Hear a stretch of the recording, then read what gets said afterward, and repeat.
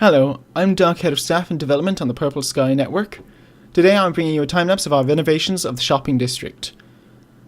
As you can see, we started out with some major layouts and we cleared out a massive area. This area was cleared out mostly using Voxel Sniper. There's a build team of 3 people working on this currently.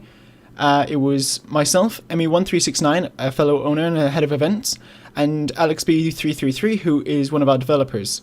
As you can see, we're placing down wool coloration to determine where things are going to be placed, and you can see terraforming in the left and right hand side of the screen. The purple wool is mostly used for figuring out representations of where other wool colours are going to be going. Green represents where we're going to be doing any terraforming of hills and mountains to add more shape to the natural body side and make it look realistic. The brown wool is where our road paths are going to be going.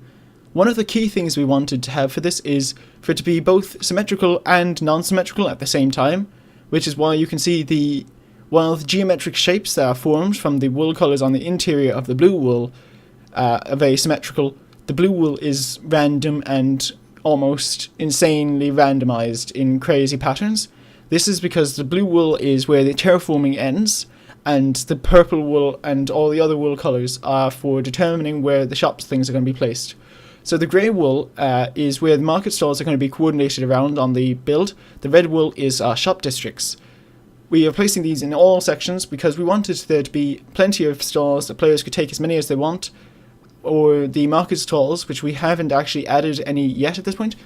They're going to be a lot cheaper. We wanted plenty of them so tons of players could do whatever they wanted on the Purple Sky Network. Here we started changing the ground into the grass, so we're going to be keeping until the final product.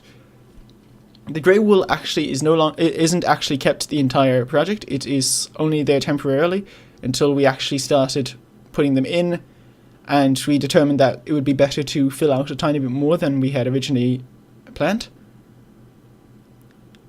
Here we're using yellow wool to indicate the end of where the original plan was, and we decided to expand outwards more shopping stalls and market stalls, for we thought it looked better.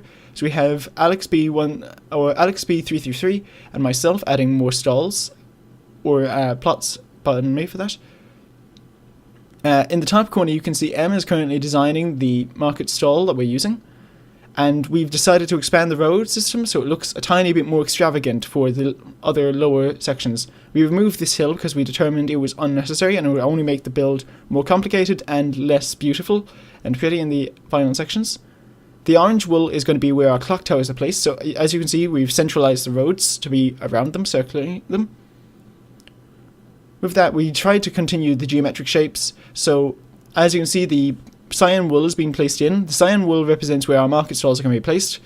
We decided that we wanted plenty of them, but we also wanted them to still remain the symmetrical idea behind it. So we're starting putting in the final roads here. We decided that we wanted to have a bit of a curved edge to give it almost a flower-like pattern. The flower-like pattern is just there to make the build look a tiny bit more extravagant while we were working on it. And then we decided that we were actually going to be expanding outwards and add corner pieces, because we thought without the corner pieces the build was rather dull looking and it'd be difficult to walk through without going by the clock tower locations when they're placed in. We started looking at placing red stalls in here. We realised that there wasn't enough room, so we decided what we'd do is we'd place market stalls instead. So we would have plenty of character and personality still, so it wouldn't look empty or packed. And as you can see, I'm starting to use World Edit, moving the clock towers in. The clock towers, as well as the previously created shops, all exist in a really far out section. Here we're placing the original prismarine triangles that we had in the original one, but this time we centralized them around the central piece, pointing towards the clock towers rather than surrounding the clock towers as the original work had. This is mostly just for decorational plans, but it is also going to be used for members of the players who are going to be using these clock tower districts. The clock tower districts are all going to be managed by quarters, and the triangles are pointing in those directions. As you can see, we've got our build team is now adding in all the various market stalls, and the central body piece has been worked on. The central body piece, it was designed and it was built by M on the day. It was originally an unplanned piece, but we decided to add it for just making it look nicer. AlexB333 and myself started placing in the roads to try and make it as pretty as possible, make it look as nice as possible. You can see there's a small jerk there. because we've just changed the position of our camera slightly, and we changed it again, although this position we realized was not efficient, so we've switched it back in a few moments. This was recorded on New Year's Eve, just 2 hours before the New Year, so that was representing the time where we had to leave to go watch the celebrations in the Greenwich Mean Time, as two of our build team are both in the UK.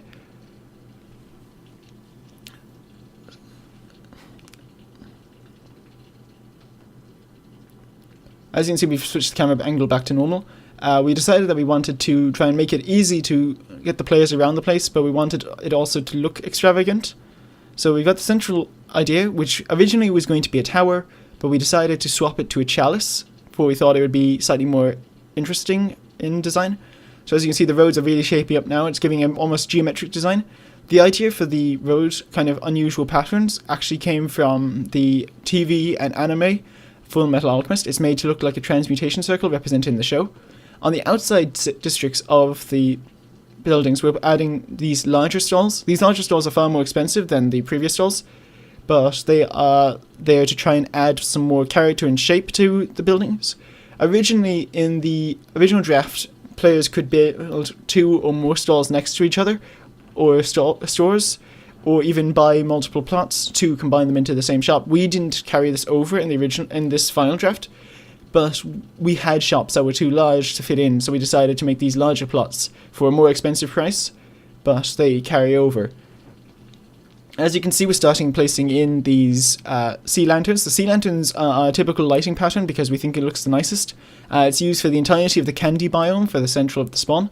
We start adding this for the entire daylight cycle because we don't want anything. They are all placed with a 5 or 4 gap between them based on where we think would be best. We had a bit of an overflow with the water until we realized that we'd need some barrier blocks to maintain the fountain without damaging it. Here we have Alex B333 and Enemy 1369. They're changing the colorations of all the different market stalls to try and make it look as creative as possible, so it doesn't look simplistic and boring, which is our original concern when we had the entirety of the blue ones. They are still being placed in completely at the moment. As you can see, that I'm finishing the lighting patterns as the final ones are being placed in.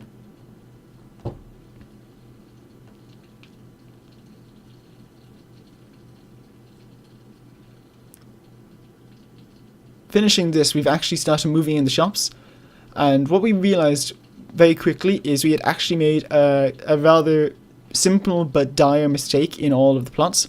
We realized the plots were actually a tiny bit too small to maintain the shops. For the original shops were 12 by 12, and all these plots were 10 by 10. So what we did was we looked for all these plots that could be expanded into the 12 by 12, and we started making them bigger. And we re-coordinated our prices so it would be possible for people to buy the 12 by 12. So we have our entire team working on expanding the plots into their actual sizes while maintaining the symmetrical shape. This is one of the things we used in the original design, which we really loved, was the sea lanterns and stone slabs. We start using this, we're replacing the red wool soon. As you can see, we're placing them in and trying to make them look better.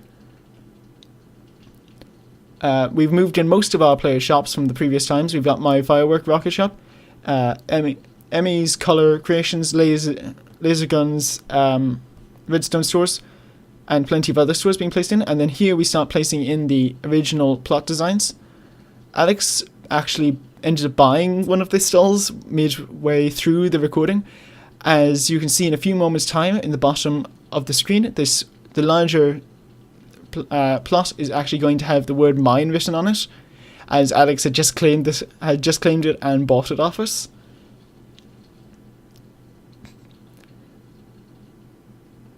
Here we decided that we wanted to add a tiny bit more personality and character to the actual building network. So what we decided to do is we decided to make it a tiny bit more natural looking. Alex originally started working on a shop before he remembered using game mode creative, and then slowly started demolishing it. What we wanted to do is we wanted to make it completely spawn proof, but we didn't want to make it ugly. So what we did is we switched to night and slowly placed glowstone so there would be no entity spawning locations in the map. And then we started converting the grassland into actual fields of flowers and making it look natural, but at the same time pretty. The entire theme for this build was to make it almost medieval in style. which to go along with our steampunk bridge. So as we were placing trees and crops and plants everywhere here, that is everything we did. So I hope you enjoyed this time lapse. As you can see, we take a small walk through showing everything off. This is from the ground level, and you can see our spectacular build team in just a moment. So myself, Emmy, and Alex. And thanks for watching this. If you want to go check this out, go check the IP of the Candy Cove server and join our Discord groups. Either Sanami for if you want to engage in non-PG chats, and Candy Cove if you want to be a PG player and meet tons of friendly people. Thanks for watching, and I hope you follow the Purple Sky Network.